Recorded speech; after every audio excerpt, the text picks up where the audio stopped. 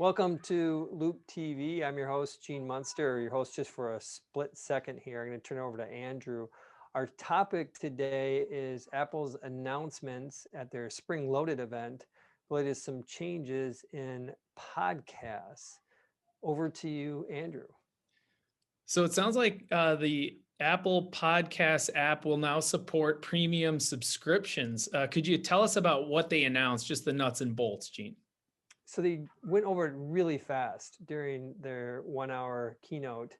And the bottom line is that they are opening up a marketplace for podcasts. This is very similar to what happened when they opened up a marketplace for software developers in 2008 on the App Store, essentially allowing anybody who's doing software development to find a way to monetize what would be a growing number of iPhones.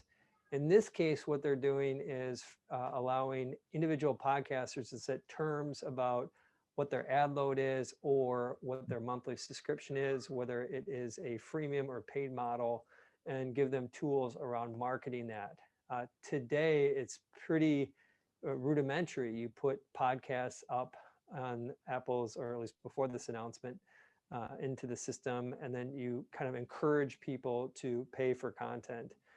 Conversely, just as a competitive point, is Spotify has kind of recognized the importance of podcasts, being able to multitask and learn and be educated while you're doing something else. They recognize the importance of this and have over the past couple of years been getting exclusive podcast content that they offer to their 155 million global paying subs. There are some free podcasts with Spotify, but for the substance of what they do is kind of a one size fits all. It's a price that gives you music and the exclusive podcasts. So this is very different what Apple is doing. Again, think of this as the app store for podcasts that is going to give some unique monetization opportunities for podcasters. Okay.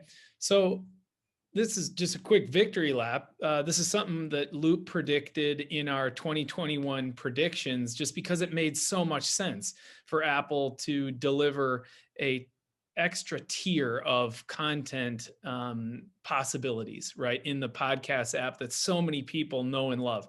Did they quantify the users or revenue opportunity that they see in this premium podcast subscription opportunity? So they did not. As I mentioned, the remarks were brief, but we've gone back and looked at just the number of who we think are monthly listeners for an Apple podcast. We think globally it's about 200 million. As I mentioned, about 155 million are the paid subs for Spotify. Spotify has 345 million free subs. So it is, call it, there's about 900 or so million, 950 million active iPhone users. There's over 1 billion active iPhones because some people have more than one. And so kind of think of this as just over 20% of iPhone owners globally listen to podcasts at least once a month. So this is a big audience. As far as what the revenue opportunity, I think it's going to be relatively subtle initially. And ultimately is that this is going to get rolled up into kind of their overall subscription business. So it's going to be hard to really break it out. The model that I expect them to take is the same approach that they do with some video content or any subscriptions, whether it's through apps, which is they keep 30% for the first year. And then in each subsequent year, Apple keeps 15%.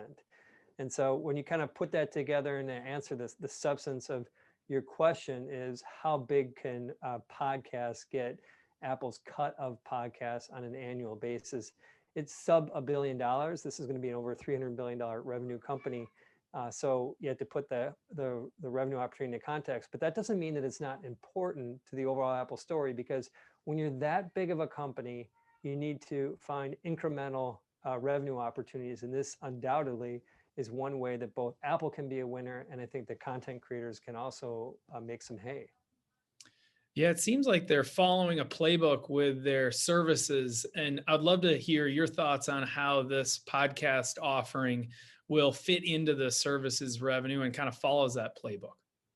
So it will just drop right into the overall services revenue. We won't get any sort of indication about how much of that is comes from this. So it's going to be hard to see, but it is these types of products are exactly why the services segment has been growing in the high teens for the past few years. It's been steady growth because they keep finding opportunities like this, like podcast, opening up a podcast marketplace, or Apple TV Plus examples, arcade, all of these collectively they add up. So again, we won't know the exact number. You can think about this more holistically, is that of the 200 million current users of monthly users of Apple Podcast, if that number over time grows to 400 or 500 million, and again, you assume a monthly take rate on that, you still get to sub $1 billion in revenue from this, but it is something that is $1 billion here and $1 billion there. It does add up over time. And then what about for the creators? You mentioned new opportunities to generate revenue and create new types of content. Is this going to be a gold rush for creators or ho hum? I think it's a gold rush. I think this is a really big deal for the podcast industry. And the Apple has previously talked about them having millions of podcasts available on their site, and that thousands of them get added every day. And so you can imagine there's a lot of people, but the concept it's very inspiring, uplifting. The concept of anybody now can tap into this platform and all those users. And so that is the context is there's going to be a race to try to be discovered. That's a whole different question, is that as podcasters see the dollar signs with this opportunity, you'll see even more podcasts being added to their store. And ultimately, how do you get discovered, which is going to be a challenge. Apple does have some tools available for analytics and to build what are called channels, which kind of help aggregate some content and get you discovered more easily.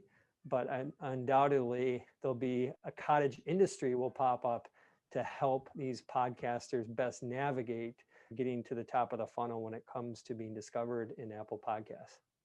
All right. And one last one before we wrap quickly. What is the difference between Apple's premium podcast offering and the podcasts on Spotify that you have to pay to listen to? The simple answer is that in Spotify's case, you pay a monthly fee, you get music as part of that and exclusive podcasts as part of it. And it's just that one fee. In Apple's case is you pay for, if the podcaster has a pay for model, if they adopt that, you pay for each podcast that you're listening to. It might be $3 or $4 or $5 per month.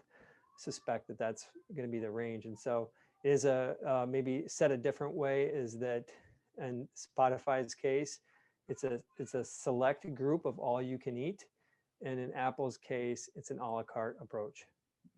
Well, thanks for breaking down the new Apple Podcast Premium subscriptions for us, Gene. For Gene Munster and Loup Ventures, I'm Andrew Murphy. Over and out.